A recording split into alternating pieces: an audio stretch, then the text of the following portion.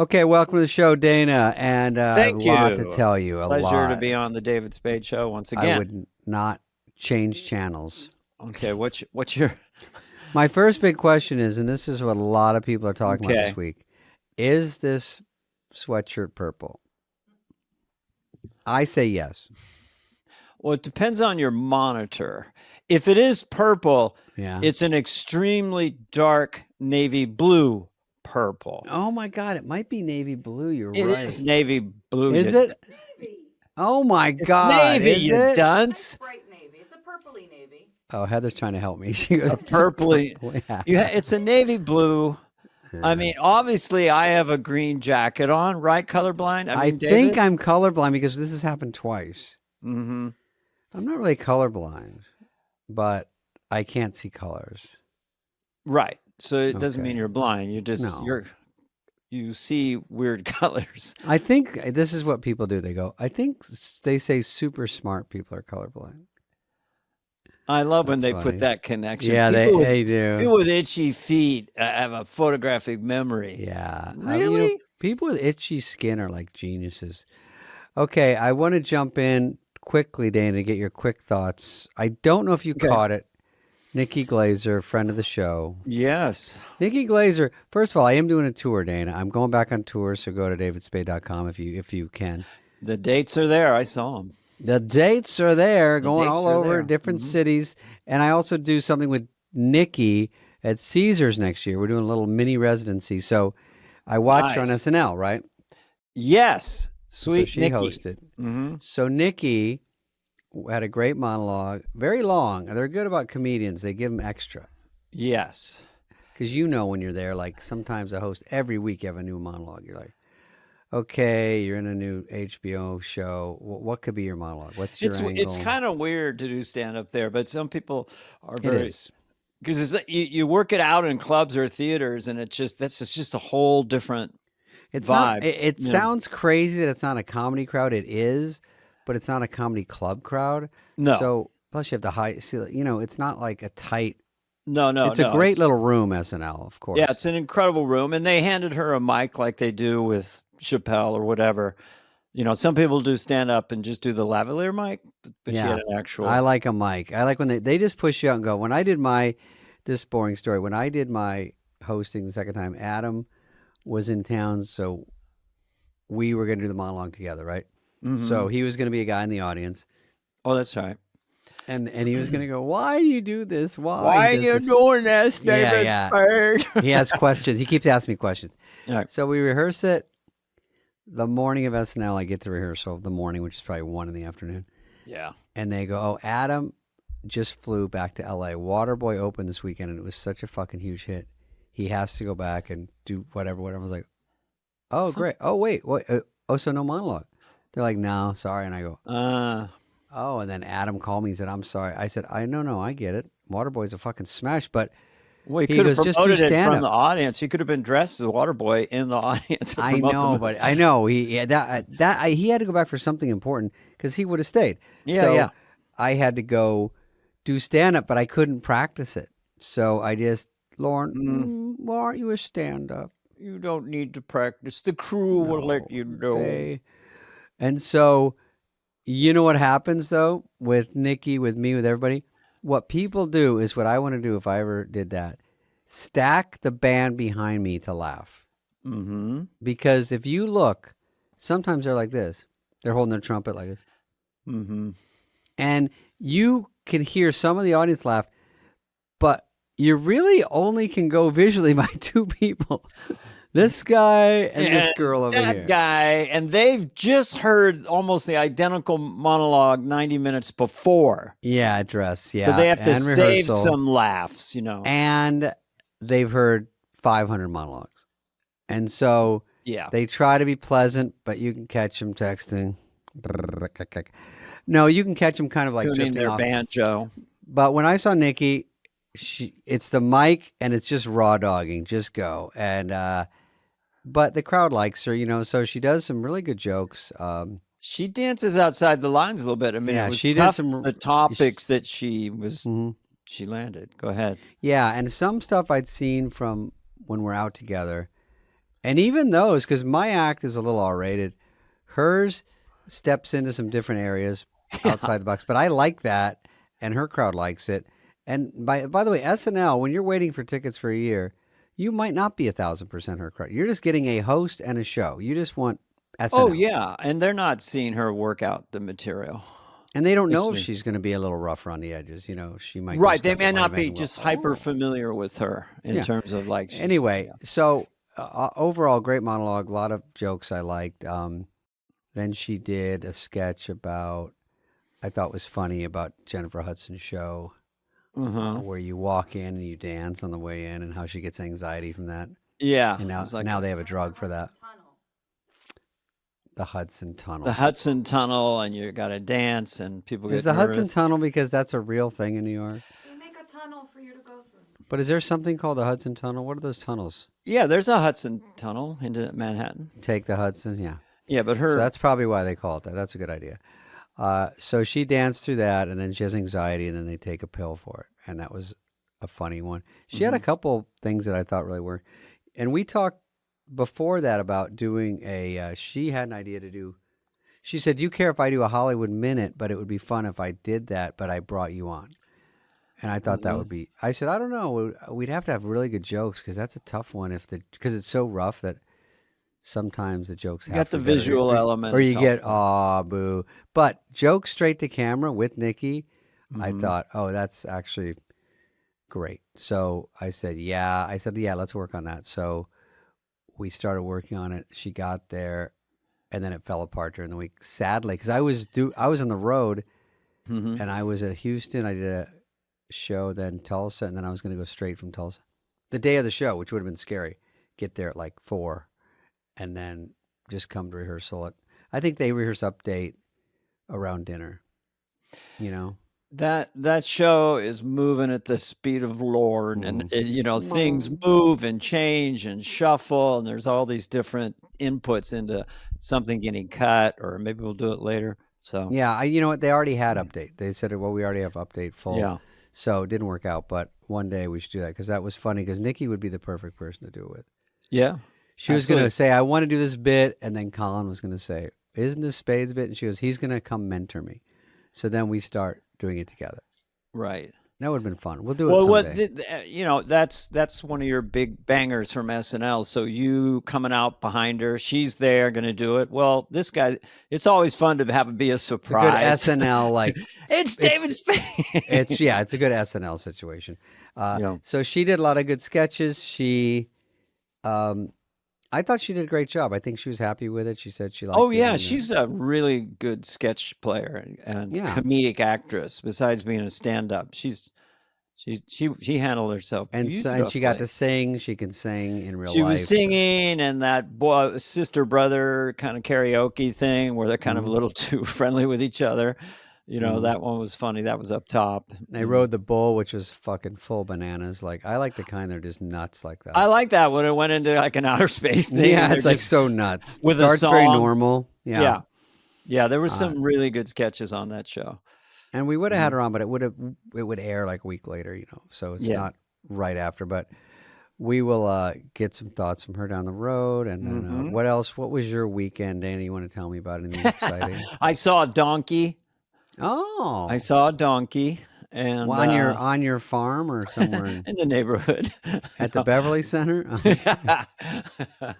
No, I was just trying to work out and stuff. I was taking hikes up mountains and Oh, you Yeah. were walking out for a walk. Yeah. hiking up mountains. I do a little thing. I just try to keep it together.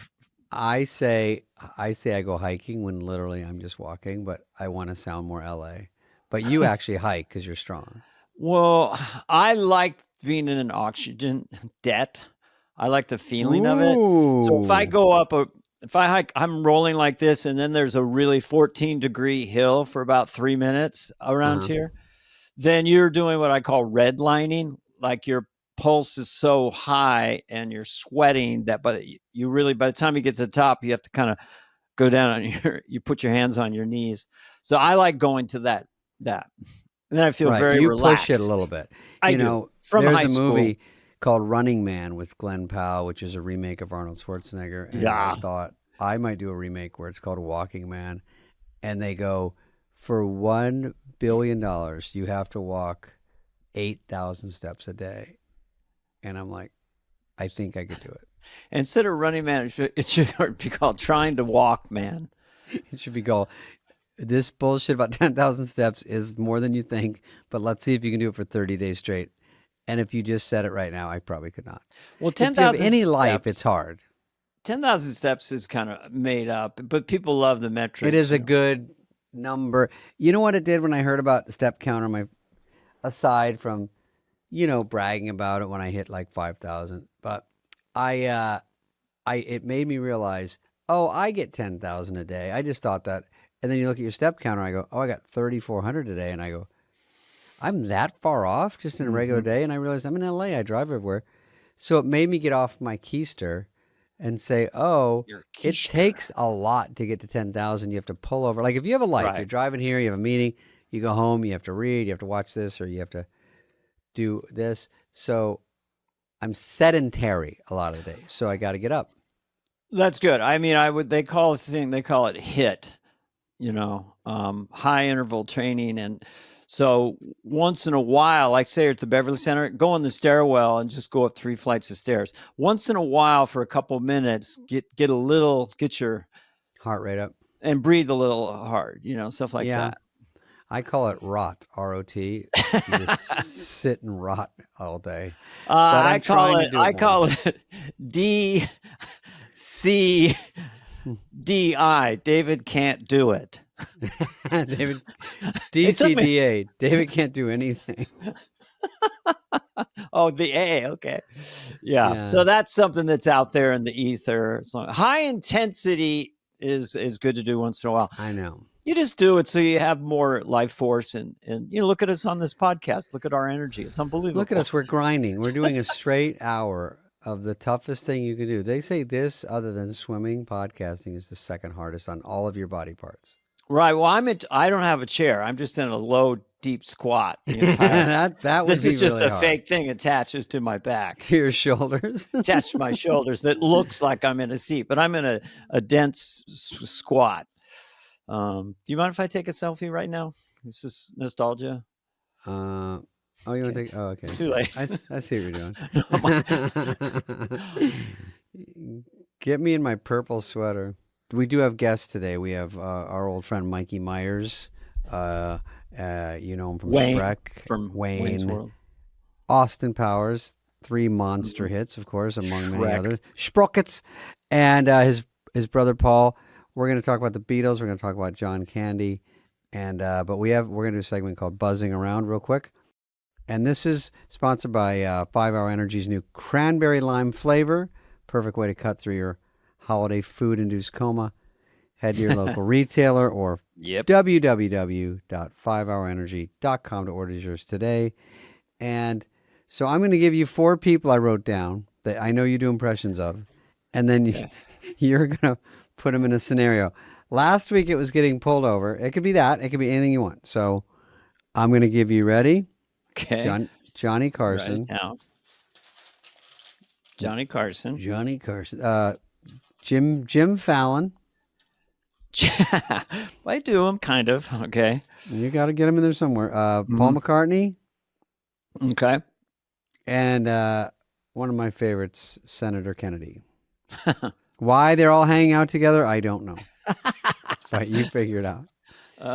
You have 10 minutes to prep.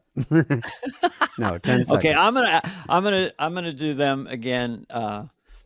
Driving around and getting pulled over. Okay, that's a good scenario. Okay, so I guess I need a sound effect from you, maybe. Burp, burp. Did you not hear the pull it over, please? By the way, I'm Senator Kennedy. Okay, just the siren. Beep, beep, beep, beep, beep. Can I see your license and registration? My words, not yours. Please roll down the window. I need a sound effect. Oh.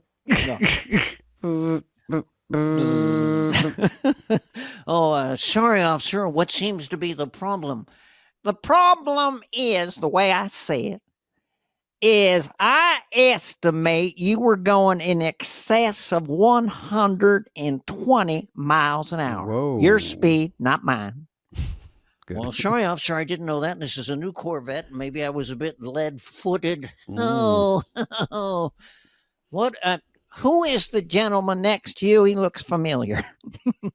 Well, my name's Paul McCartney. I was in a band called the Beatles, you know. The Beatles. I remember Frankie Avalon. Was he one of the band members in the Beatles? My words, not yours. No, Frankie was sort of a Beach Boy sort of guy. Yeah. But we were the Beatles, and we would plonk. When you say plonk, is that some kind of agricultural reference? What do you mean plonk? Well, John and I would look at each other with the guitars, and we'd start plonking away, you know. Yeah. And that's how we came up with Abbey Road. True story. Now, I don't remember anything called Abbey Road. I remember the Christmas album of Perry Como. You ever heard that? Now, that's good stuff. Good, clean fun. Good, clean fun. Who's in the back seat? Okay. Now, excuse me, you have a passenger back there? What's your name? Oh, that's Jimmy Fallon. Yeah, it's Jimmy Fallon. I go on the show a lot. Jimmy, say hello. And this is crazy. He's a Senator John Kennedy. He's a highway patrolman. It's really weird. It's really crazy. That's right. I do this. So does Donald Trump. Mhm. We sometimes moonlight as a highway patrolman. You got a problem with that? No, Paul McCartney is saying this is crazy. Johnny Carson, he's not even alive. He's in heaven. I don't know. All right. It was good. Okay, so what we had there was you had all four people. Yes. In a situation. I thought you did a great job. Believe it or not. That was no buzzing script. around, and that was That's sponsored buzzing by around. 5 Hour Energy's new cranberry lime flavor. Zest up your caffeine game. By the way, Jimmy sounded like he was on caffeine in that scenario. An impression does not always have to be accurate. This is a No, it's distillation of the vibe You that got I get the from essence. Jimmy. When he's excited, it's like, Yeah. this is crazy. He's always excited. Taylor Swift. Yeah, he's excited, you know.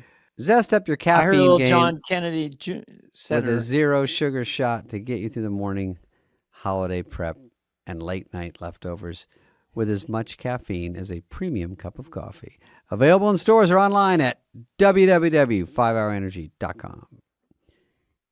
Good job. All right, let's Your bring out our words, guests. not mine. All right, now we have a guest coming up. There we go. And then let's zoom them in here. And I'm sure it'll be bumpy for a second, but we'll get it. Cue all the bumpiness. There may be some bumpiness. Keep your podcast belts securely fastened. David, are you ever worried about the safety of your home? Of course. Then you need to hear about Simply Safe's Easy Access Black Friday sale. Mm-hmm. So people that use Simply Safe recommend it. To everyone to know, I always hear about this. Is your home actually safe if you have an old school home security system? I don't know. If you could actually stop someone from breaking into your home before they break into your home, why wouldn't you want to? Yeah, there's a way you can do it now.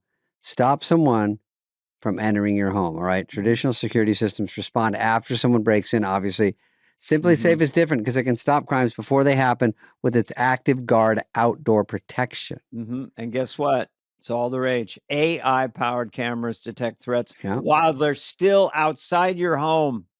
I can't emphasize that enough. I cannot. And alert real security agents. That's the game changer. The agents take action while the intruder is still outside. They confront the intruder, letting them know they're being watched. Police are on the way, and sirens, spotlights if you need them. That's how you stop a crime. It scares people. They don't want to. They don't want to hassle with your house. No, they'll always go to the easy one. The dark, quiet, nothing going on. Other systems have cameras that let you talk to intruders, but they require you to see the alert yourself. Simply Safe's monitored agents have your back and talk to the intruders even if they aren't there. Yeah.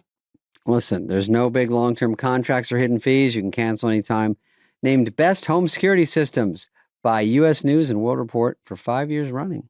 60-day money-back guarantee, so you can try it and see the difference for yourself. Don't miss out on Simply Safe's biggest sale of the year, 60% off. Right now, our listeners can save 60% off on a Simply Safe home security system at simplysafe.com/FOTW. That's simplysafe.com/FOTW. There's no safe like Simply Safe. I wore a T-shirt in honor of. Oh. You might notice this is a custom T-shirt. The Ringo is in a different order. That was I can hear now. Oh, it's usually George. Oh, great. He's here. Oh, I hear Mike. can Oh my hear. God! Oh my God! It's It the worked. BBC one. Come in. Come Hello. in. Baby say, baby say. Okay, so you still? Yes, you're there. Yeah. Second day hair. Yes. Mike, I was going to you wear a Toronto Maple Leafs hat as well. You can Which is always downstairs. call that audible. We have no rules, obviously. we have Mike no pushes Canada more than almost anyone. You do a good job. You must be Me? like a hero. Well, you know what? It's when he attacked us, that was rough. Hurt our feelings. We love Americans. Oh, good. Yeah, I think I still like Canada. I didn't know I didn't like them, but I guess I was. told No, that. it's No, we all we like had each a other. we had a guest on recently who kind of knows Donald Trump, like talks to him. He said that, I'm paraphrasing, the guy Donald Trump wakes up every day and just says if it's someone he's mad at someone, he'll just mess with them.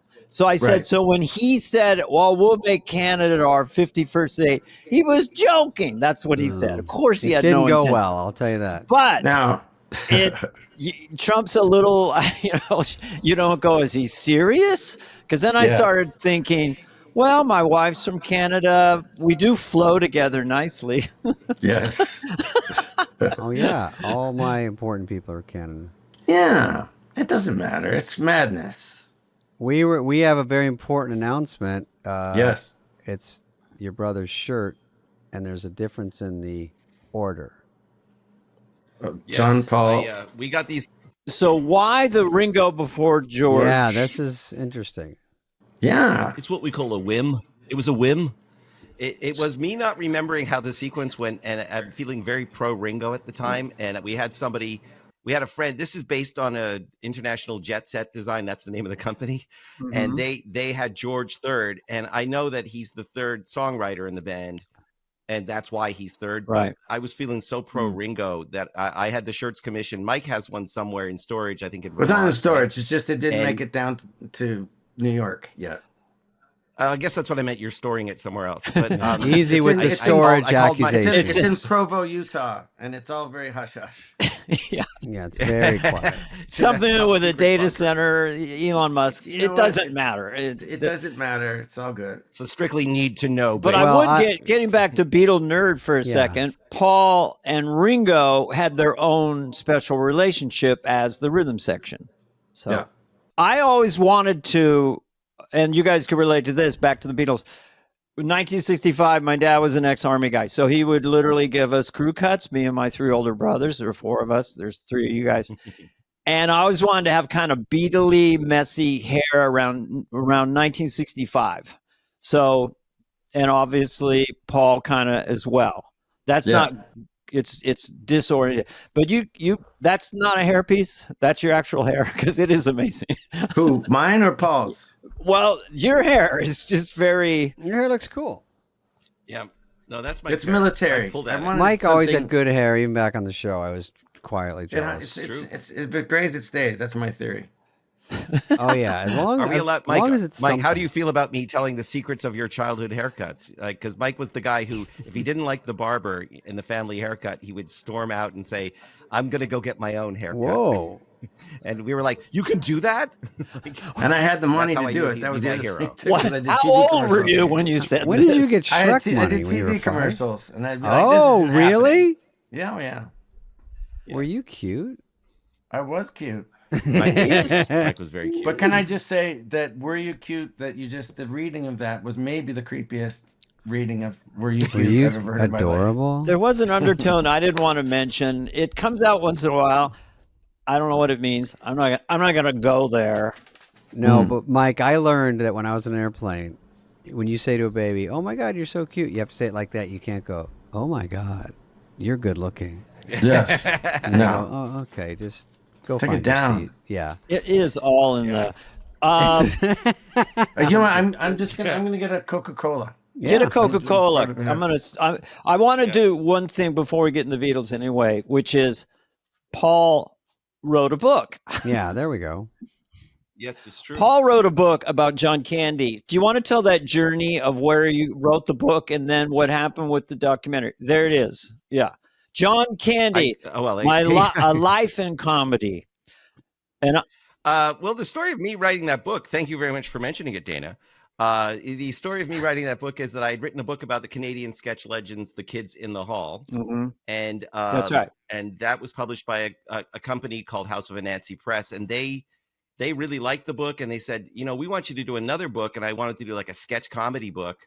And then my editor actually said, a guy named Doug Richmond, he said, if you do it about just John Candy from Second City, you could also get to talk about all those cool movies he made. And I was like, dude, that's my next book. And I spent 3.5 years sort of, you know, searching out Steve Martin, Dan Aykroyd, Catherine O'Hara, pretty much everybody who you need to talk to, and people that you didn't know you needed to talk to, like people who worked on the shows, people who worked in the crews, and people who wrote some of the scenes for SCTV that you don't hear their names all the time. And it was just, they all had stories about John, and I put together this idea of who John Candy was and why we still love him like 31 years after he died. We miss him, dude. Yeah, we He miss him. might be one of the most universally liked performers. That literally, I have never heard one negative thing about him. It's true. He was very nice to me.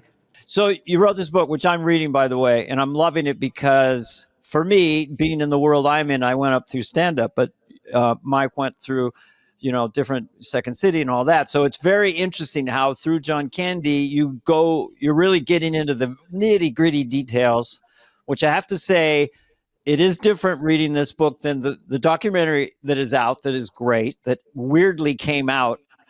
And I remember talking to Colin Hanks and going, you know, Paul Myers is doing a book about, you know, John Candy. And he went, huh? And he walked away. No, I made that up. But that can be great. But this book is so detailed and so experiential as far as the grease paint and the food and everything. I'm just really enjoying it. So great job. You know? Well, thank you. You know, when I was writing the book, I knew that they were the Candy family, who I consulted before I even started doing. That's Jennifer, Chris, and the mother, Rose, and, you know, John's widow, Rose. And they are great people. And I contacted Jennifer and I said, I want to do this book. This is 3 years ago. I want to do this book about John Candy. I'm going to be respectful to your dad, who's a hero of mine. I wrote about this Kids in the Hall, and I'm familiar with the world of Second City through my brother. And she said, oh, we know who you are. We think you're going to do a great job, but we are making a film of our own. So I hope you don't mind, but we're going to make our own movie. And I said, oh, cool. And at that point, Colin Hanks wasn't involved. And then I kept following their progress, but I didn't know where they were. And then we announced about a year ago, October 7th was our release date for John Candy, A Life in Comedy. Thank you. And Paul Myers. then I've got about 2 months by Paul Myers. Yes, House of Anansi Press. You know, it's available everywhere. And then about somewhere in that process, about 2 months later, there was an announcement that they were premiering their film. Ryan Reynolds produced, Colin Hanks directed, I Like Me, and it was going to be on Amazon 3 days after our book comes out. And you might think that's like bad timing, but I think it's the best timing. It's like, because now everyone's seeing the pictures of John Candy, and a generation that maybe didn't even know the genius of John Candy is now conversant in him to the point where they're going to want to read. Yeah, it's not another. Yeah, so it's been working out great. And Ryan reached out to me too afterwards, and he said, let's do an event together. So we're on the same team. We're all on Team Candy. Yeah, and I do think that, it's not like it's another biography about John Candy. They can work together, and the awareness now, it usually comes in threes, but it is interesting historically where all of a sudden everyone goes, John Candy, you know. And I only knew him through his movies and Second City and that, but it's his journey. What did you, I'm just curious, obviously his kindness and his, all that is there. What was the other surprises about your investigation sort of, or your immersive thing of finding out who this guy was? I was surprised to learn, and I guess it made sense, that he was a great actor first before he even wanted to be a comic or comedian. He'd started on the stage in Toronto, and his idols were people like Charles Laughton. You would never think that, Yeah. and Jackie Gleason, of course. So he loved comedy. He was a huge fan of the Dick Van Dyke Show and things like that. But he really wanted to do dramatic arts. And if you think about it, I'm going to sound like an egghead here, but the emotional intelligence that he brought to his roles, even a big broad character like Ox from Stripes, he brought that certain actorly sense of, this isn't just a guy making a joke. This is somebody who has a life, and it doesn't have to show you the life. It's just there, and he presents it. And I don't know nothing about acting, but I know that he seemed like he had something going on there. Yeah. And that confirmed by people like Oliver Stone, who said when he put him in JFK, remember John Candy had a small part in JFK, and it was a very serious role.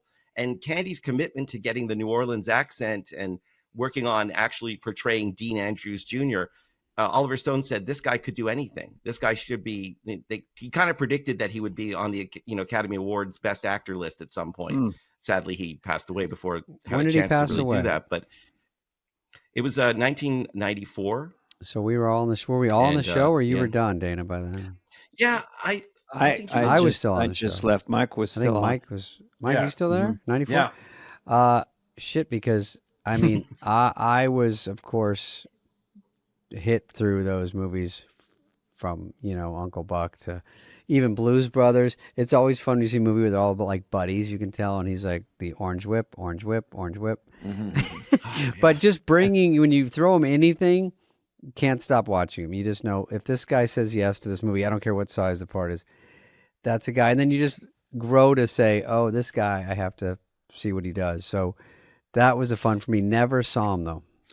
He almost hosted SNL once, but he didn't. There was rumors he was going to come in and host SNL, but well, he almost joined the cast. And Andrew Alexander at Second City said, "I'll pay you anything to not join the cast of SNL." They've been losing. They lost Aykroyd and Gilda to SNL, and this is the Second City stage, right? So before SCTV ever went on the air, they had started Lorne had started rating the cast, which is.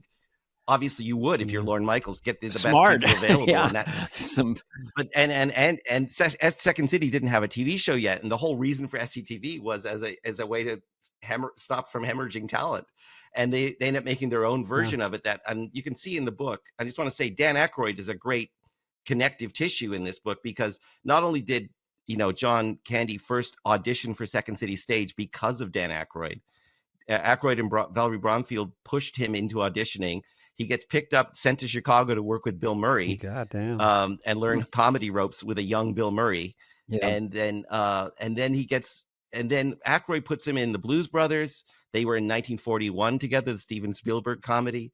And then The Great Outdoors, and it's just like all through it. And then Aykroyd wrote the most amazing eulogy at John's Los Angeles funeral. And that is why when I went to Dan Aykroyd after writing this book and having these great stories, I said, there's no one else I want to have to write the foreword but Dan Aykroyd. And he just did it. I'm reading the foreword going, who wrote this? It's so poetic. And then I finally, Dan Aykroyd. A minute ago, before we had technical difficulties, Mike, you had an intersection. I just want to hear that for a second. Oh, yeah. Mike, tell that great story about you and John Candy. There's only two people that I've ever waited outside a stage door for. One was Lily Tomlin, and the other one was John Candy. And John came out, and I said, "Oh, John, I'm a big fan. I want to do what you do." And he said, "You should join the Second City workshops." And it told me where it was and all that stuff. And Tim Kazurinsky was there, and he was like super, super positive and helpful. So I went and took the Second City workshops after seeing him. And then after Wayne's World, went up to Toronto to visit my family, and I was at Wayne Gretzky's restaurant. Couldn't be more Canadian than that. And across the way is John Candy. And I was like, "Holy shit, he's coming over!" I said as a joke to my friend, and he was. And he came over, and gave me a big hug, and so happy for a Scarborough boy to do so well, and congratulations. He was just so incredibly gracious and fantastic. And that actually meant more to me than a lot of things that happened during that really exciting time of Wayne's World. You know. It's always surreal, and whenever people, pass the torch, or like you must have people come up to you, Mike, and you saw them in something, and it's very nice if it means something to some young performer. The only thing I say to people, I was someone at a hookah store, this woman, I'm in the Groundlings, and I said, the only thing I say, it's not profound at all. I just say, just work on yourself. Don't listen Yeah. to who's making it or anybody else. All you can do is try to be better. It's pretty obvious. He's like, oh, okay. Because it's easy to get caught up in the drama and neurosis and unfairness of show business and the For pressure. sure. And I just still go, talk about that. yeah, Spade and I are, well, we'll talk later. But anyway, so yeah, Unfair, the podcast. the book, John Candy, A Life in Comedy. And boy, Uncle Buck, Planes, Trains, and Automobiles with Steve Martin. That was that one hits hard. Yeah. That's a perfect movie. Yeah, it was so great. James Hughes, the son of John Hughes, talked to me about just the relationship that his father, John Hughes, had with John Candy. And when you realize that the two families would vacation together, and they're both from like, Hughes is from Chicago, where he's a hockey fan, and they have snowy winters. And John, of course, is from Toronto, where they have snowy winters and hockey, and they had a lot in common beyond that. And then they both moved to Brentwood around the same time.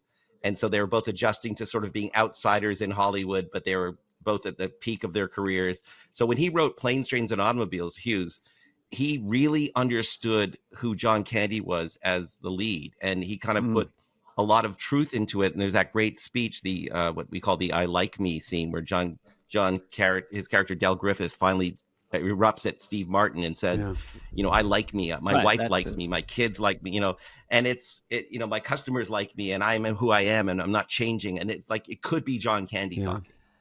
And that's one of those great moments, like De Niro and Scorsese, where you have the two of them together. I said Scorsese. It's Scorsese. Sorry.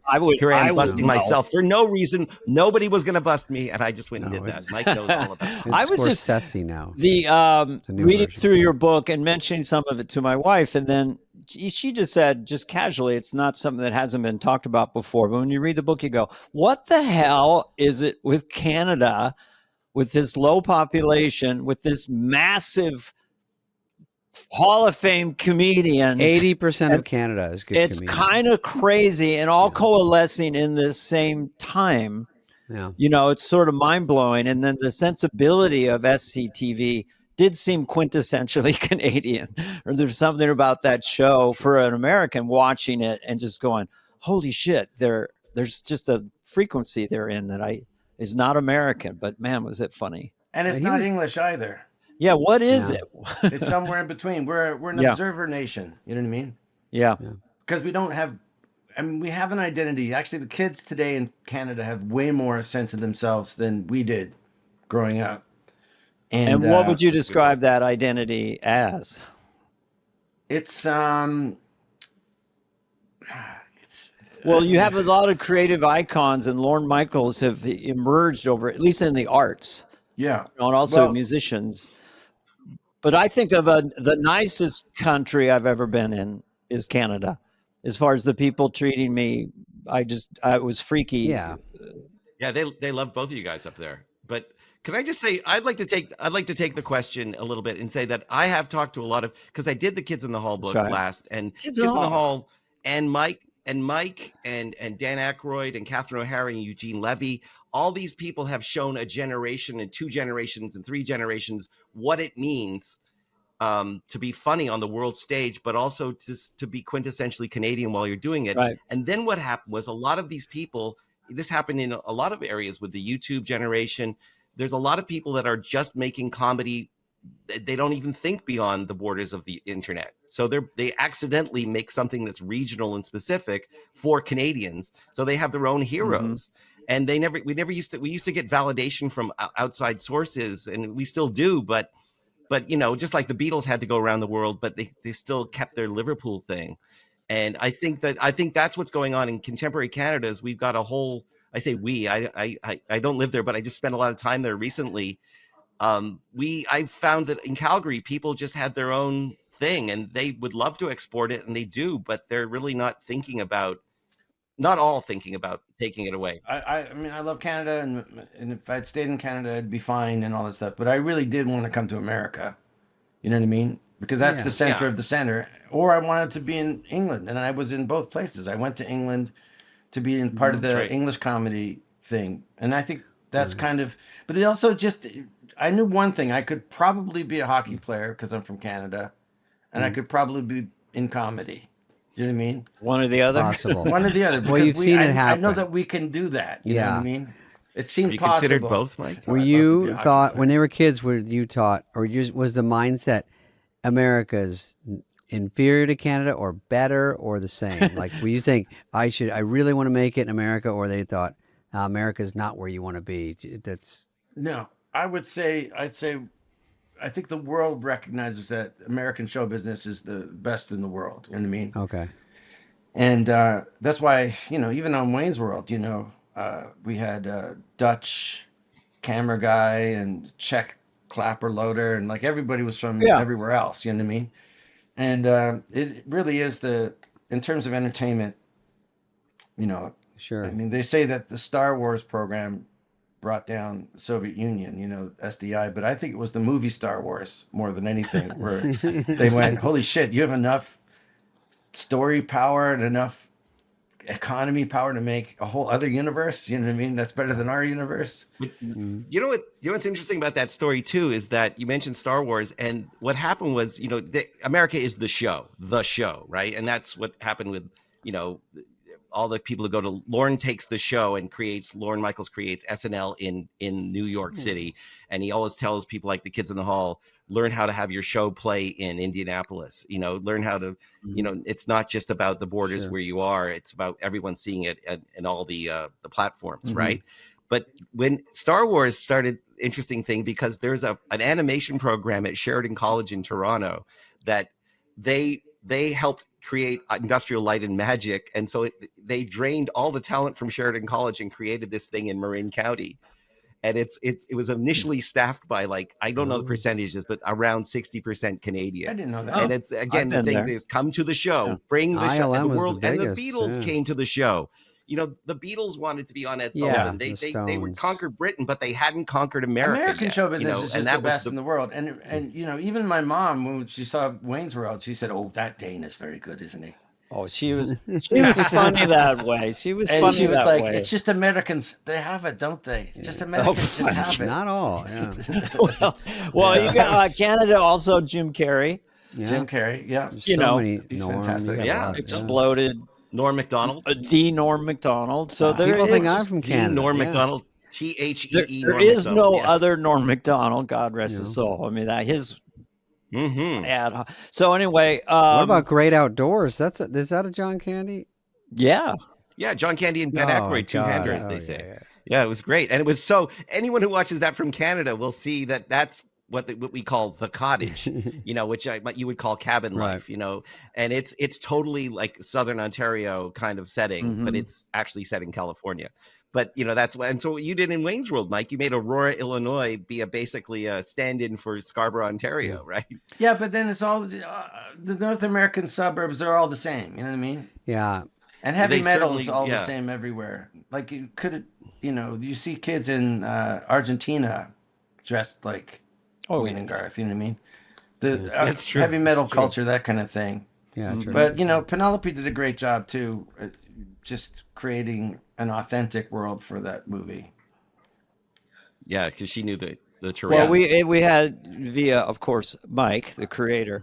Stan Mikita's, a lot of stuff from your childhood, but it's all variations on a theme. Everyone, and I only had my own little theory was just that the two guys we live with our parents. We have an AMC Pacer.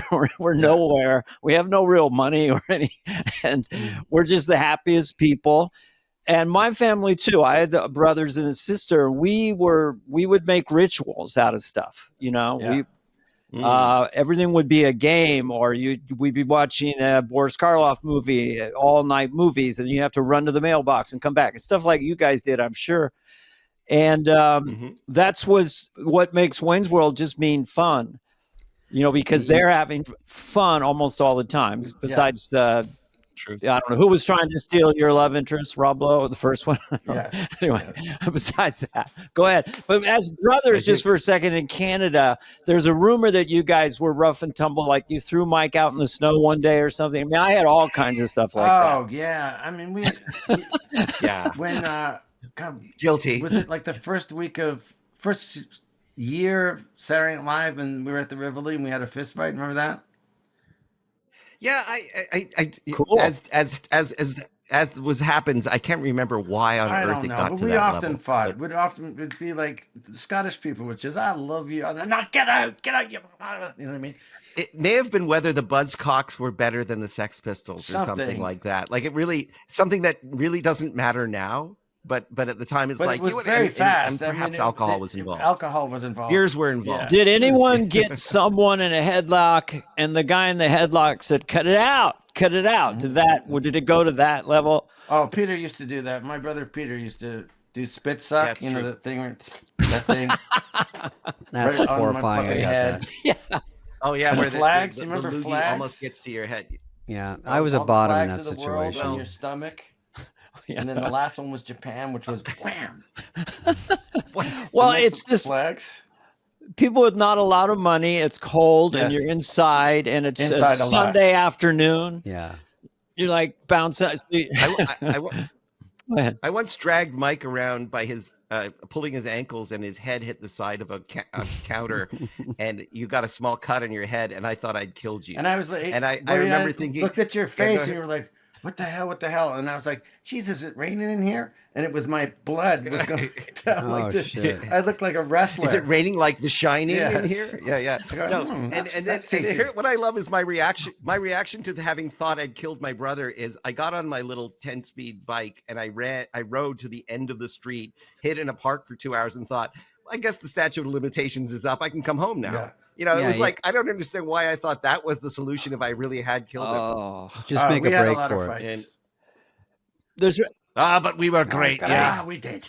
we had well, I don't know if I had fights. I just got beat up a lot, but Yeah. it was quick. I was Play dead. pint sized, and 3 older brothers, but mostly we just had a lot of fun. My brother Brad, he fixed this old machine where you slid a thing like it was a bowling alley, and we did get a bumper pool table, and then we would just play, and we were left alone. It was pre-micromanaging parenting, obviously. No one knew where you were.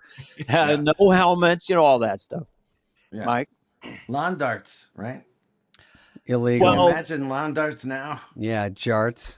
Yeah. We played with darts, and I threw it, and it went like that, and it just hit my brother inside his thigh where it was sticking Sticks, out. yeah. Darts and jarts should be illegal still. So, They should be or should not be. They should be. I think they were pretty. Yeah. I mean, jarts. A few kids in the neighborhood died from jarts. all right. So just as a background here. So I just thought for myself, I thought, God, every time I talk about the Beatles, I love it. And I've been on Paul Meyer's podcast. The official name or where you get it is Paul Meyer's podcast. The Record Store Day podcast with Paul Myers. It's sponsored by Record Store Day, but it's on every week of the year. Thank you for the Okay. So, we went on that, and I realized, of course, with Mike over the years, the Beatles and the Clash, he has other punk lane. He does Beatle fanatic. And then when I meet him, I can recognize one. And then you were crazy into the Beatles. So I thought I called Mike we had the best time though. Yeah, no, when you were on our show, by the way, I pimped you to just talk about Paul McCartney. And I think the promise I made to you was, because I know I'm sensitive to comedians doing freebies on other people's I don't shows. mind. I said, you won't have to do material. You don't have to do material. Just come on and talk about the Beatles do it. and music. And that's all we want you to do. And that Fred Armisen's been on the show for the same reason. And I knew that you got it because music was such a big, chopping broccoli. Like you knew music, and that's why it wasn't that sophisticated. But That's thank his you. Let It Be. I don't mind. I could do Paul now today. I could do him all day long. I'm doing him older, but I never can get tired of the question thing at the end. Older? I get a bit older, but So anyway, so I called Mike and Great, just said, great. do you want to come on with Paul? Because I just love talking about the Beatles. So that was the idea, and then now we're here, and so let's talk about the Beatles. But I think it took us 5 seconds to say yes, by the way. we'll do it again. But so anyway, as a way to start off, because there's the reason we talk about the Beatles is because we want to celebrate them. I think because why are you talking about the Beatles again? And we come up with what album, whatever. Okay, so here's the first one I do sometimes. Better melody, and I love her, or she's leaving home. She's leaving home for me. Mike, do you want to take this one? Yeah. Yeah. I agree. I think so. She's Yeah. leaving home Yeah, is maybe underrated only because we hear Let It Be and Hey Jude and a lot of different songs a lot out in the world. Yeah. Super Bowl or in Canada, But But she's what is your leaving favorite home. melody, though? My favorite melody is Martha, My Dear. Oh, That's good. deep. Another McCartney, by the way. I think That's three Michael McCartneys. McKeon might have said that was the best Beatles I song. think so too. Mother, my dear. It's like almost a little Mozart-y. It's got chamber pop. It could have been played in a Victorian sitting room. Yes. It Yeah. could have been like on a spin-it piano. I want to get back to She's Leaving Home before we move on to that, though, because She's Leaving Home does something that McCartney, he was the adventurous one most of the time with the melodies. And I think John was pushing the envelope with chords and production. But She's Leaving Home does this Friday morning, Very Paul. and then there's a counterpoint with the strings like the and they're all like it's like two swans or eagles or something, and that is the most exciting thing with McCartney when he does that. And I think also he's telling a story in that song that is more literal than most of his stories, because I love Paul McCartney, but a lot of times it's definitely stream of consciousness to the point where what the hell is he talking about? I mean, one of my favorite songs is Getting Closer from Wings' later album, Back to the Egg. And he talks about my salamander and got to beware of snipers in the middle of a song that's a happy song about driving. What about I Am Walrus? So- I Am the Walrus, though. I mean, See, I Am the Walrus is John's fantastic. Well, thing. that's one of those songs that shouldn't exist and does exist, and I still would say it's not even the 2025 hasn't caught up to it. right. Good point. And you think Well, the nothing like lyrics it. are gibberish, but the whole is greater than the sum of the parts. Yeah. Yellow man and custard Well, dripping John, from a dead dog's eye. It's like I don't need to know try to figure that out. I'm just feeling. That man spoke for my generation with that line. That I think who can. But I think that owes more. the thing to, about that song- owes more to the beats, don't you think? The beat poets. Yes, That to me is more. But I'll tell you the truth. More, The truth is, Jack John- Kerouac than non sequiturs and Yeah. I think beat poetry helped enable that idea of words being less literal. But John actually says he wrote that song because some egghead critic had written about how smart and how there's several layers working. And he says, now who knows if it's Liverpool just teasing, but he said that he wrote that song, I Am the Walrus, as a kind of a dare to see if anyone would take it seriously. Oh. Well, one thing He was kind of aware that he was pushing when it. you think about the Beatles, this is a more macro question, but it's sort of like you got the first part, like I'm a walrus. You're like, okay. And sometimes I listen and I go, okay, I know where he's going, but how did he come up with sitting in an English garden? He goes all the way in this, as good as the main.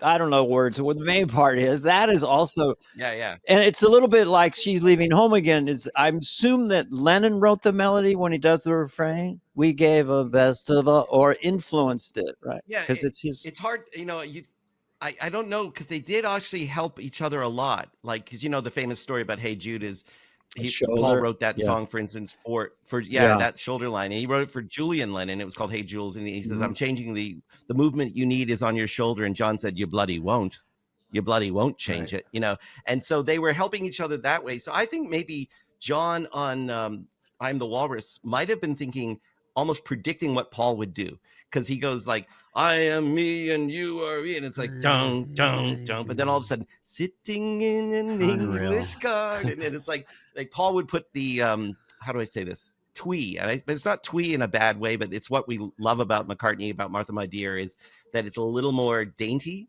you know, with the other parts are almost heavy metal, like, you know. Oh, I totally. just wonder about Yeah, that. well, that's why. I wonder if they were finishing each other's thoughts at that Well, point. let's talk you know? about Across the Universe, though.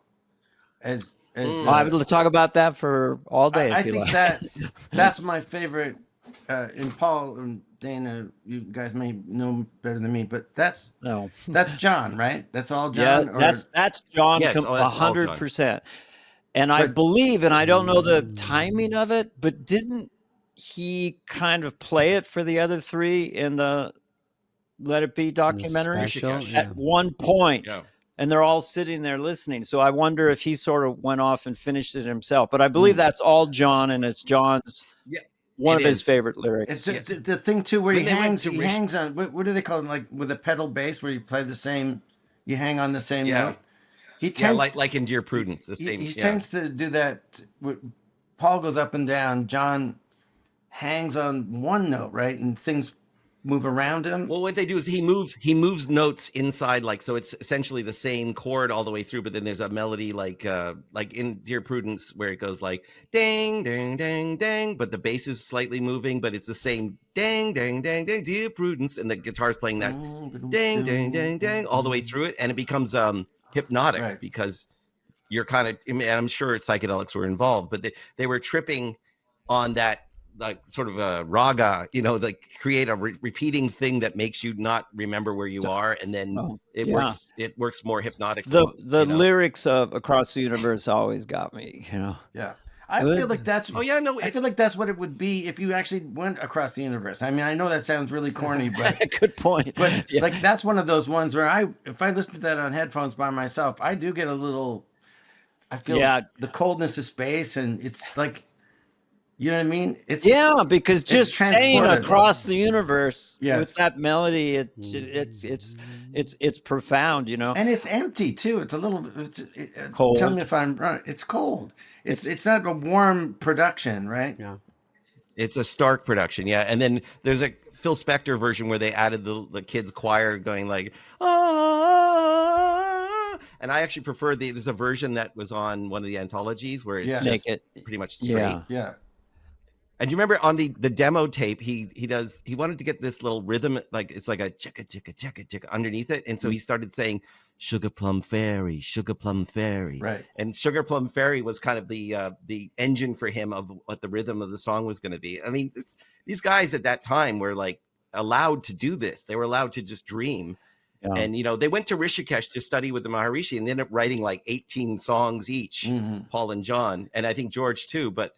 And a lot of the songs that came out later, like Jealous Guy by John Lennon, was actually started in Rishikesh when they were studying with the Maharishi, you know, and Sexy Sadie, of course, is actually about it. I often, you know, just because of the Let It Be documentary and seeing Paul, we interviewed Paul, and he goes, I thought I was a bit bossy, you know, with the others. But I did point out to him, I said, you were so enthusiastic playing on everyone else's song. Like if it was John's song, or okay, let me help you, you know. And so I lost my train of thought, but anyway, no, Sexy Sadie. But aren't we glad he was bossy? If he was bossy, it got him there. Well, I think he was a de facto producer, but you can help me. This Paul can help me with that, perhaps. But he could sing all the harmony. He had a greater range.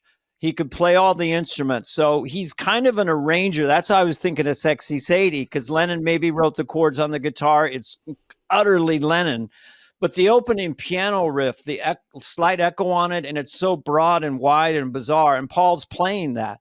So I didn't know in that moment, does Paul kind of in terms of cadence, or I'm not sure how he intersects. Like obviously Dear Prudence, we know at least until maybe Ringo plays the solo at the end. That's a controversy currently. But we know Paul is playing the bass. That's what I wanted to tell Paul. John Lennon loved you. I don't care what. You guys were only 29. John Lennon loved you because you can't write a song and have a guy come and go, here's the bass line, which I think is brilliant in Dear Prudence, and the drumming. And, of course, you'll sing the harmony. So that's – you discuss amongst yourself. What do you say, Coffee Talk? Well, I just want to say this about Paul and John. So I've been doing a lot of reading lately about the relationship between Paul and John. There's this great book called Paul and John, A Love Story in Song. by Ian Makes Leslie, sense. and it really explores to an almost homoerotic level about how intensely they cared about each other's opinion of each other. And they, even when they were fighting in a lover's quarrel kind It of was way. all Like, quality you didn't like control. my That's the whole thing. Everything, it was The all bar was so arguments high. Yeah. about quality control. Yeah. Like, is this going to be good enough to have the Beatles name on it? You know what I mean? Exactly. And so in the movie Let It Be, you can sort of see in the Get Back version, you can really see that Paul, at this point, Brian Epstein has passed away, their manager. George Martin isn't involved in this session. So nobody's going to push the rock up the hill. Right. Paul looks at John and says, "Have you written songs for Oh, this?" yeah. And he goes, "I'm thinking about it. I'm thinking about doing it." And Paul's like rubbing his eyes going, we're doing this show because that was the thing. They Heading were going to to a do concert. that live Yeah. show with all new material, which is such a crazy thing to try. But he says, I just want you to, have a voice in this. So he's so excited when they bring in I Dig a Pony and I've Got a Feeling. You can see, and Two of Us is a Paul song, but you can see John is feeling like it's about Linda, but it might be about him and John. It's kind of about because they stare at each other when they're singing it. And you really get a feeling that what we're watching in that movie is Paul pushing everybody to the point where they're mad at him. Like George is like, "Stop pushing me." Right. But he just wants the Beatles to have the Beatles again. And then within a year or two, of course they do Abbey Road, but within a year, he's up in his farm. Paul's up in his farm in Scotland, crying his eyes out and not getting out of bed. And Linda says, "You've got to do something." And now he's the guy who needs to be pushed. And he writes, "Maybe I'm Amazed." Jesus. Yeah. It's a beautiful, to me, that's a movie right there. I almost hope nobody makes it because Isn't there I like the a movie in my part head. where George and Paul were kind of fighting, and because Paul was, and go like doo whatever. But then afterwards, I think George, they're kind of stop rehearsing, and George is asking Paul, "What do you think, Paul?" I think it was about Here Comes the Sun or one of the Abbey Road, So it's still in that moment. And I think I said this on your podcast, but because I love to discuss the Beatles and especially John and Paul's relationship, there's no other band during that era that they ever could have been in where they were sometimes not sure they were the quote best guy in the band. Right. And there's no other band with the output of both of them. They could have been. They're absolutely the best guy in the band. And so the miracle that they came together is almost divine or something. Yeah. I mean, think about While My Guitar Gently Weeps. Right, you think of George love Harrison that stuff song. later, and you go, "God something, dang!" and you go, Here Comes the I Sun. mean, if he was the "Hey guys, wait up" guy, you know what I mean? If that's the third place, yeah. He would have mean like the guy in any other band in the universe. By miles. And then go ahead. The argument is the argument that I was going to say that they always make about George is that he obviously had it, but he may have worked 3 times as hard to get it because he knew he couldn't just put any old thing up. Right. He had to write Here Comes the Sun. He had to write something. And you mentioned earlier, Dana, that Paul's bass line on Something. This is a guy who knows what he's playing on. Like he knows this is a hot session. Yeah. Like, so the part where he goes, "Something in the way she goes," and you hear Paul going, "Doo doo doo doo doo doo doo." Yeah. And like he's like, "Let me play," but he wants to play to make the song. Was he super, actually inventing what you call a counter melody then at that time? He's playing bass in a way that I think he's fits playing a counter melody. perfectly. But that's a very skillful thing to do, and not get in the way of the main melody, but to reinforce. He had an intuitive sense for that stuff, but he also absorbed a lot of. I know a lot about McCartney lately because I've been reading all these books. But when he plays piano, he grew up listening to it in his home. Yeah, but when he plays piano, as I've seen it, he really doesn't do much with his left hand, right? Isn't he kind of ironically Lady Madonna? Lady Madonna moves the left hand, but there's 3 styles of McCartney. But isn't it usually like single bass and then the melody? Right? You know what I'm saying? Yeah, Lennon especially does that on piano. So Lennon will move the right hand chords more than the left hand chords, the bass chords. The bass is the left hand. Yeah, so yeah. If people That's why it's so ironic that Paul would write so many. What would be the left hand on a piano parts for the songs? You know what I mean? Yeah, no, that's a good way of looking at it. Well, the left hand is the Yeah. bass hand, right? David, I feel like we're all ramrodding over here. Like, David, talk about the Beatles. Like, what David do you just have like listening. favorite things? He's more of a Wings I actually guy. really like the Beatles, and I really like Paul McCartney Wings, but I'm sort of listening like an audience member because you all know more. Okay, so Pura, Dana, is a sponsor where it's a fragrance. So they're Yes. sort of reimagining this. So it's a brand defining how people scent their spaces, your house, your car. It smells a certain way. You can change that. You can make it better. You can make it different. You can make it holiday themed. You can make it whatever you want. Yes. And their partnerships range from luxury brands to household favorites. I mean, you can get scents in there that just make you feel good, enhance your lifestyle. It's like a design aesthetic, actually. Right. You can give it to someone and they can have it for their house, their car. You do it from your app, of course. It's obviously all the futuristic technology, and it has a power. You know, when you smell something, it reminds you of something. It's sort of like a fingerprint on your house or your car. So it's like if you want to go to sleep and you have the noise of rain coming down. Exactly. You know, except with scents. And, you know, precisely. You get it.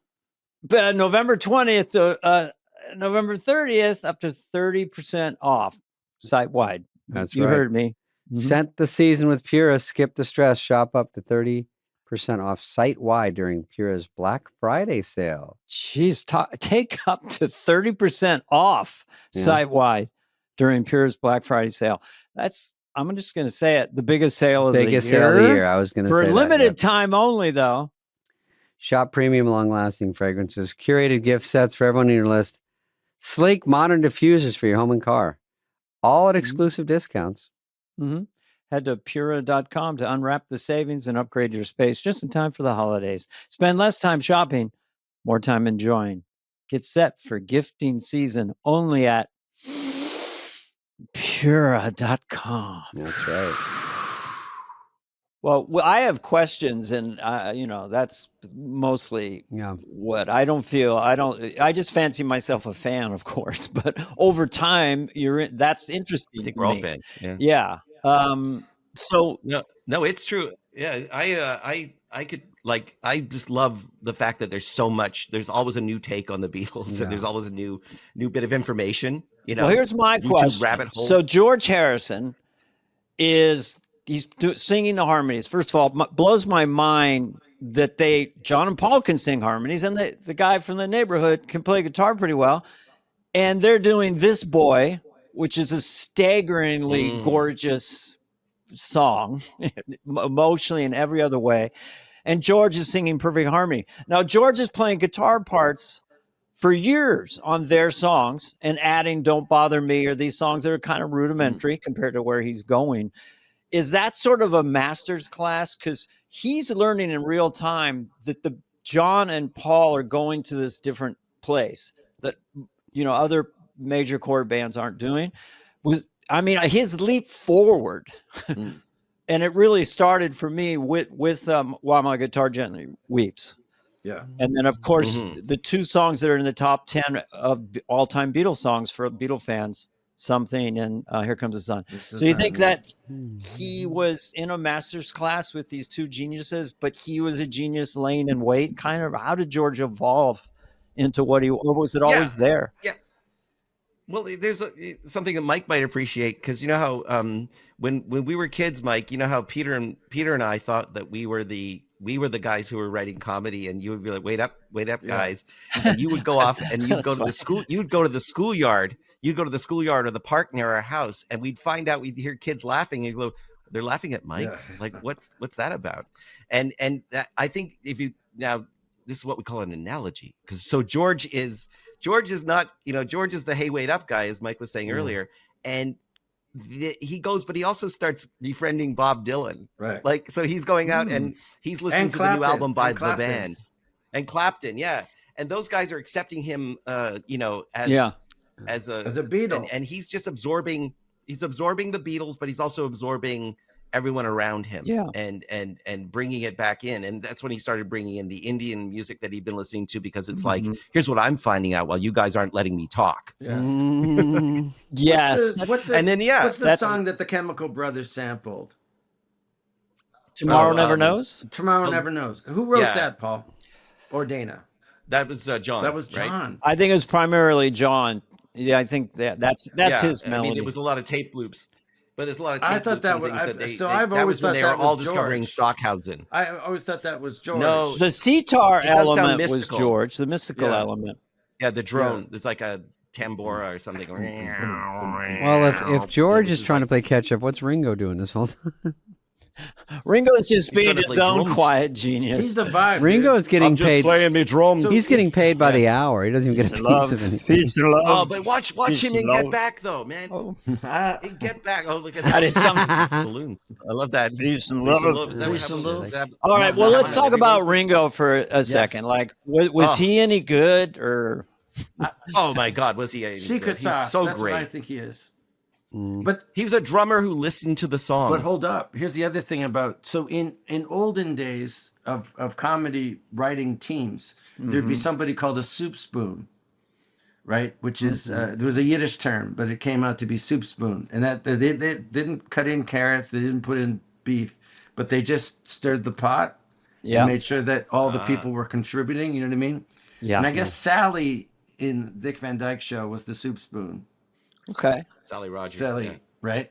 But I think he was the soup spoon. I think he was the guy that just kept it up, kept it light, and didn't let all the Liverpool attitudes have a fist fight. He's from Liverpool, but I mean, I think Liverpool people know how to not have other Liverpool people fight. You know what I mean? I don't know where, and I'll ask any of you this, where he stylistically, if you look at She Loves You, and he goes to the floor tom, Yeah. he's not always traditional. He can go on a 16th hi-hat, and he'll do splashes. But a lot of times you think a normal drummer would do a splash, and he'll just stay with the tom and the snare. Or even in something, he's kind of just hitting the kick drum. And there's times, anyway, adapted to the songs, and you can't imagine anyone else playing those songs. Best example that always comes to mind is Ticket to Ride. Any other drummer, if they hear "I think I'm gonna be sad," they'd be like, boom, boom, boom, boom, boom, boom. But Ringo goes boom, blah, blah, boom, Yeah. boom, boom, Yeah, blah, he blah, mixes boom, it up. and come together. Yeah. Come together is like boom, zing, tickety-ding, doo-ga-doo-doo-ga-doo-ga-doo-ga-doo. Like he's not playing straight time, but he swings, and he never plays over the words. I don't know if you pay attention to that next time you're listening. Whereas Keith 'cause Moon would play. you watch the Keith movie- Moon would play. Keith Moon played Yeah. as if he was the lead singer, right? Well, Keith Moon would play anything that moved, Like he was anything that falling didn't off move, a he would- cliff and trying to survive. But he never understood why is the But- drummer in the back. He never understood that, right? Yeah. Yeah, but Drummer should be in the luckily he front. was playing against the bass. But luckily he was playing with a bass player who overdrove the bass Right. and a guitar player who just turned up past everybody, and Roger who was like swinging the mic and screaming, and a beautiful scream. But yeah, so that was a band that was built on loud, Right. built on loud. But I want to stick with Ringo for a second. I just want to say that the thing I love about Ringo is you see it in Get Back, and when he's the song Get Back, Right. Yeah. which is, we all know that's a beautiful moment where Paul's just playing the rhythm guitar on the bass, and he's saying, "I've got something in a JoJo," was a blah, blah, blah. And then Ringo's first attempt at it is just playing like, and all of a sudden it's, and then you recognize the military shuffle that becomes like, oh, now it's Get Back. Right.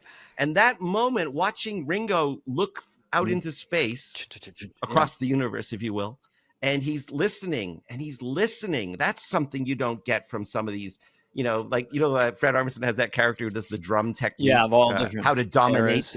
how to dominate the jam. That's his catchphrase is, I will teach you how to dominate the jam. Now, anyone who knows this, like, you don't want to be dominating people. You want to be listening and playing. And that's the beautiful thing about Ringo. He was not dominating, he was helping, and he laid back when he needed to lay back. A Day in the Life is almost hardly any drums in A Day in the Life, except ga-dung, ga-dung, dung, Like it's Would like you called it a bag of tomorrow. marbles being dropped on the kit? That's what was it? You described that?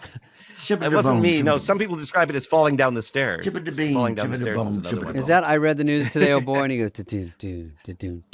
Yeah. That's the coolest. Yeah, exactly. A little. Yeah, it's a little tiny one. like it's almost to say, "I'm Ringo. I'm still here." Yeah. It's so cool. And though. It loose has to be toms there. are underrated. You know, Ringo didn't always feel a need to go, brrr, you know, and he could. Oh, no, you heard the It was toms, always right? with the song. What do they call it? You're a drummer, Dana, right? You're a Little drummer, bit. right, Dana? Pat Boone, Debbie Boone, right? You've heard that, right? Oh yeah. That's yeah. a beat. Can of tuna. Boone, Debbie Boone. Can of tuna. Can of tuna. Can of tuna. Can of tuna. White, black, black. Pat Boone, Debbie Boone.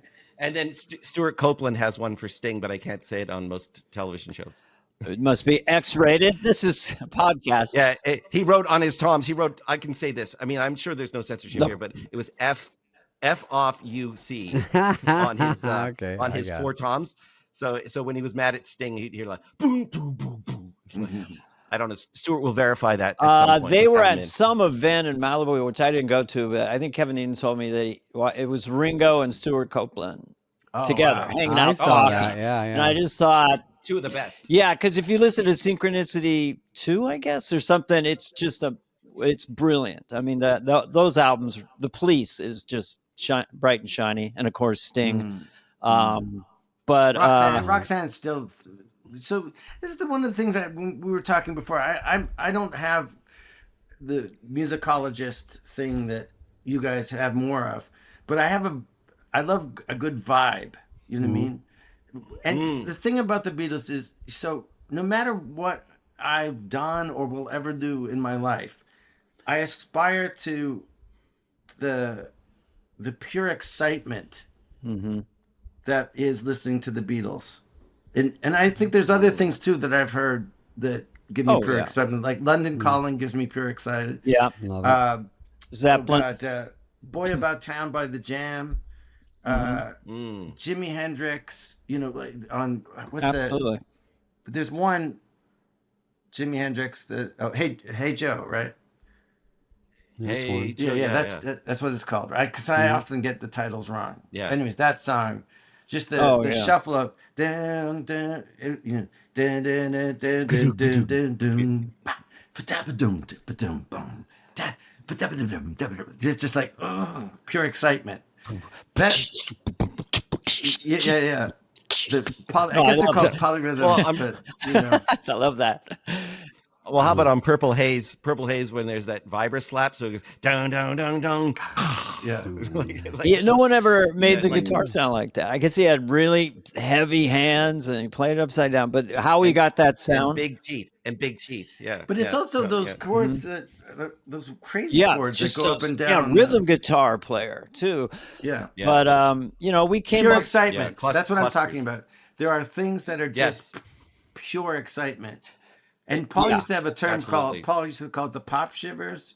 You know, where you get like the you get a tingle. It's a tingle, pop shiver. Ooh. You get a tingle. When a chord changes from one to another, and you're like, whoa. We had one of the ones that my wife and I had. We were just went to a movie, Secret Policeman's Other Ball. We weren't aware of Sting. We just saw a guy come out, really cool looking, the dyed blonde hair, and he's just with his guitar. And he sings and plays Roxanne, and we both went, "Holy shit! Yeah, who the fuck is that?" Yeah, you know. So yeah, Sting was quite a. And the Clash. I always think of the Clash, or I don't know who else. The Ramones, because you at your formative years was sort of the beginning of punk. And I guess the Clash was your favorite band when you were like 15 or 16. They're still, I mean, the Beatles are my favorite because they're the whatever, but because they have too much. Then it's the Clash. You get because realistic. it's just something that's there's another thing with the Clash is they're cool. Do you know what I mean? Like just London Calling. Whenever that comes on, I'm on XM radio, and that comes on. I never switch it. So that vibe of that is heavy. London Calling. I mean, it's an army. I don't know what the lyrics are about, but it's it's not just a song. It's a movement. It's a movement. Yeah, and it's perfect for that time. But that's the way. Yeah, Joe Strummer like London Calling. You know, it's not casual. Yeah, it's like a cry for Except help. for Anyway. that ring of the truncheon thing, the ice age is coming. The sun's Yeah. moon. Yeah. So anyway, we unfortunately we could do this for 2 days straight, but we kind of have to wrap it up. Any last words? Paul Myers, No, Mike let's do Myers. this again. Let's take some time off. We would love to do this as a regular thing because I think people will love it, I love it, and I think that we could fill many more hours. More bands to delve into also. Led Zeppelin. Led Zeppelin. That's true Zeppelin, too. yeah. Led Zeppelin. We can talk about Zeppelin. We can also talk about Wings specifically. Yeah. That's a whole other Well, conversation. back to the A. Just certain solo Paul songs are brilliant. And of course, you know, we could break down just the song. People say I'm crazy, doing what I'm doing. That's just those lyrics of that song. It's just like. Can I say that one stupid, like almost a plug for my book again? Yeah. But John Candy, which Beatle did John Candy work with? George? No. Yes, I just guessed. yes. Was it Handmade Films? There's a video for the Wilbury Twist. Oh. There's a song by the Wilburys, Traveling Wilburys, called the Wilbury Twist, and John Candy. I think he was filming Brewster's Millions at the time, and they had him come by the studio and just do a little. Okay, twist. people curious. So you'll see Go that. on Amazon under books. Paul Myers, John Candy, A Life in Comedy. Download it and enjoy it. And we'll do this again. It was so much fun. Hey guys, if you're loving this podcast, which you are, be sure to click follow on your favorite podcast app. Give us a review, 5-star rating, and maybe even share an episode that you've loved with a friend. If you're watching this episode on YouTube, please subscribe. We're on video now. Fly on the Wall is presented by Odyssey and executive produced by Danny Carvey and David Spade, Heather Santoro and Greg Holtzman, Maddie Sprung-Kaiser, and Leah Reese-Dennis of Odyssey. Our senior producer is Greg Holtzman, and the show is produced and edited by Phil Sweettech. Booking by Cultivated Entertainment. Special thanks to Patrick Fogarty, Evan Cox, Maura Curran, Melissa Wester, Hillary Schuff, Eric Donnelly, Colin Gaynor, Sean Cherry, Kurt Courtney, and Lauren Vieira. Reach out with us any questions to be asked and answered on the show. You can email us at flyonthewall@odyssey.com. That's AUDACY.com.